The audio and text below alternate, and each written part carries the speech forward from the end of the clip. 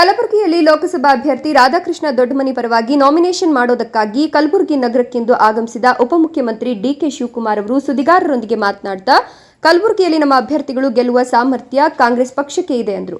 ಹಾಗೆ ಸುದ್ದಿಗಾರರು ಕೇಳಿದ ಪ್ರಶ್ನೆಗೆ ಉತ್ತರಿಸಿದ ಅವರು ಮಾಲಿಕಯ್ಯ ಗುತ್ತೇದಾರ್ ಅವರು ಕಾಂಗ್ರೆಸ್ ಪಕ್ಷಕ್ಕೆ ಸೇರುವ ಸುಳಿವು ಕೊಟ್ಟರು ಅಂತ ಹೇಳಿದರು. ಈ ಸಂದರ್ಭದಲ್ಲಿ ಸಚಿವ ಪ್ರಿಯಾಂಕ್ ಖರ್ಗೆ, ಶರಣ್ ಮೋದಿ, ಅರುಣ್ ಪಾಟೀಲ್, ಇತರ ಕಾಂಗ್ರೆಸ್ ಪಕ್ಷದ ಮುಖಂಡರು ಉಪಸ್ಥಿತರಿದ್ದರು. Mallikarjuna Sangolagi, NKS TV4 Kalaburagi.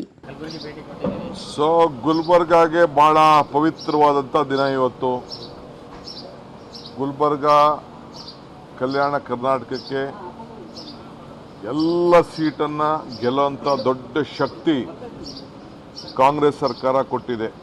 ನಾವೇನು ಮಾತು ಕೊಟ್ಟಿದ್ದೋ ಕಲ್ಯಾಣ ಕರ್ನಾಟಕಕ್ಕೆ, ರಾಜ್ಯಕ್ಕೆ, ಆ ಮಾತನ್ನು ಇವತ್ತು ನಡೆಸಿ ಭಾಳ ಆತ್ಮವಿಶ್ವಾಸದಿಂದ ಈ ಚುನಾವಣೆಯನ್ನು ನಾವು ನಡೆಸ್ತಾ ಇದ್ದೇವೆ. ಇವತ್ತು ನಾಮಿನೇಷನ್ ಫೈಲ್ ಮಾಡಲಿಕ್ಕೆ, ರಾಧಾಕೃಷ್ಣ ದೊಡ್ಡಮನಿಯವರ ನಾಮಿನೇಷನ್ ಫೈಲ್ ಮಾಡಲಿಕ್ಕೆ ನಾನು ಬಂದಿದ್ದೇನೆ. ನಾಮಿನೇಷನ್ ಫೈಲ್ ಮಾಡೋದ್ರಲ್ಲಿ ಭಾಗವಹಿಸ್ತಾ ಇದ್ದೇನೆ. ಜನತೆ ಆಶೀರ್ವಾದ ಕೂಡ ಕೇಳ್ತಾ ಇದ್ದೇನೆ.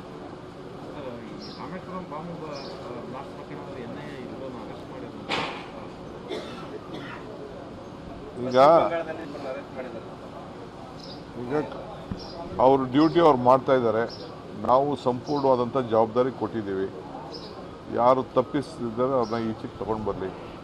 ಮಧ್ಯ ಯಾರನ್ನೋ ಕೆಲವ್ರನ್ನ ತೆಗೆದುಕೊಂಡು ಬಂದಿದ್ದು ಬಿಟ್ಟರು, ಎನ್ಕ್ವೈರಿ ಮಾಡಿದ್ರು ಅಂತ ಹೇಳ್ತಾ ಇದ್ದಾರೆ. ಯಾಕೆಂದರೆ ಅವರೇ ಅಧಿಕೃತವಾಗಿ ಅದ್ರ ಬಗ್ಗೆ ಮಾತಾಡಲಿ. ನಾವು ಮಾತಾಡೋಕ್ಕಿಂತ ಮುಂಚಿತವಾಗಿ ಅವರೇ ಮಾತಾಡೋದು ಒಳ್ಳೆಯದು.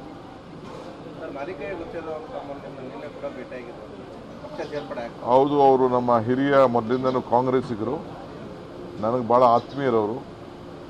ಬಂಗಾರಪ್ಪನವರ ಕಾಲದಿಂದ ನಾವೆಲ್ಲ ಜೊತೆಗೆ ಶಾಸಕರಾಗಿ, ಮಂತ್ರಿಯಾಗಿ ಎಲ್ಲ ಕೆಲಸ ಮಾಡಿದ್ದೀವಿ. ಬಂದು ಅವರು ಅನೇಕ ವಿಚಾರಗಳನ್ನು ಚರ್ಚೆ ಮಾಡಿದ್ದೀವಿ. ಇನ್ನು ರಾಜಕೀಯದ ತೀರ್ಮಾನಕ್ಕೆ ಬಂದಿಲ್ಲ. ಒಟ್ಟೊಳಗೆ ನಾವು ಮಾತಾಡಿದ್ದೀವಿ ಅಷ್ಟೇ. ನಾನು ಹಂಗೆ ಹೇಳೋಕ್ಕಾಗಲ್ಲ.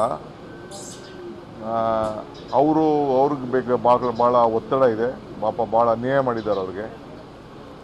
BJPಯವರು ಅವ್ರನ್ನ ನಡೆಸ್ಕೊಂಡಂಥ ರೀತಿಯೂ ಸರಿ ಇಲ್ಲ. ಅದೆಲ್ಲ ಕೂಡ ಅರಿವಿದೆ.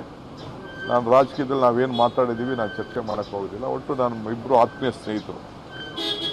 ಕುಮಾರಸ್ವಾಮಿ ಅವರು ಹೇಳ್ತಾರೆ 1 ವರ್ಷದಲ್ಲಿ ರಾಜಕೀಯ ಬದಲಾವಣೆ ಆಗುತ್ತೆ ಅಂತ ಹೇಳಿ. ಹೌದು, ಖಂಡಿತ ರಾಜಕೀಯ ಬದಲಾವಣೆ ಆಗ್ತದೆ.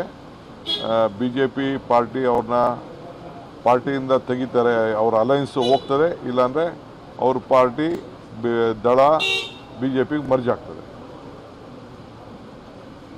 ಅದು ಅವ್ರ ಪಾರ್ಟಿ ಬದಲಾವಣೆ. ಕರೆಕ್ಟ್, ಅವ್ರು ಹೇಳ್ತಾ ಇರೋದ್ರಲ್ಲಿ ಸತ್ಯ ಇದೆ. ಇಲ್ಲ BJPಯವರು ಅವ್ರನ್ನ ಓಡಿಸ್ತಾರೆ, ಇಲ್ಲ BJP ಒಳಗಡೆ ಮರ್ಜ್ ಆಗ್ತಾರೆ. ಕಾಂಗ್ರೆಸ್ನವರಿಗೆ ಮತ ಏರಿದೆ. ಚುನಾವಣೆ ಬಳಿಕ